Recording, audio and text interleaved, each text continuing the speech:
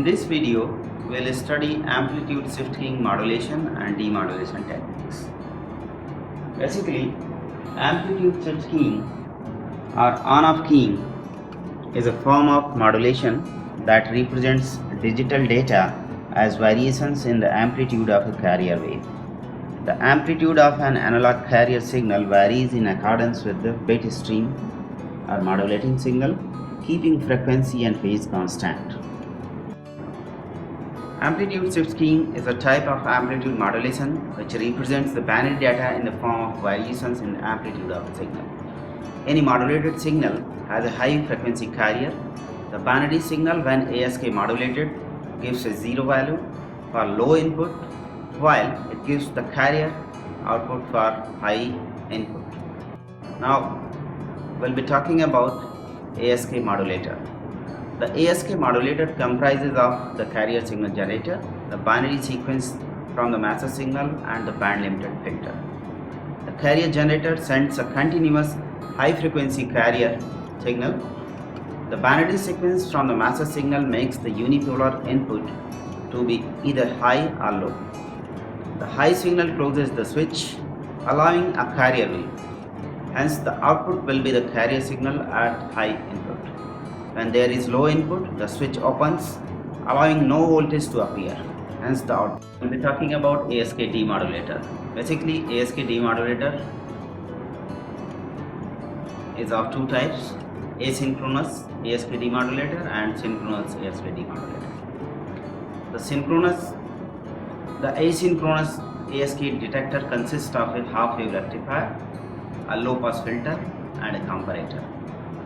The modulated ASK signal is given to the half-wave rectifier, which delivers a positive half output. The low-pass filter suppresses the higher frequencies and gives an envelope detected output, from which the comparator delivers a digital. Whereas synchronous ASK demodulator consists of a square law detector, low-pass filter, and a comparator and a voltage limiter. The ASK modulated input signal is given to the square law detector. A square law detector is one whose output voltage is proportional to the square of the amplitude modulated input voltage. The low-pass filter minimizes the higher frequencies. The comparator and the voltage limiter help to get a clean digital. Perform ASK modulation and demodulation on the kit. In order to observe various waveforms, we have a digital storage oscilloscope. In this kit, we have ASK modulator and ASK demodulator blocks. The data stream, input data stream in various forms, that is of 8-bit, 16-bit, 32-bit and 64 bits is available. The data clock may be selected as 2 kHz, 4 kHz, 8 kHz and 16 kHz as per the requirement.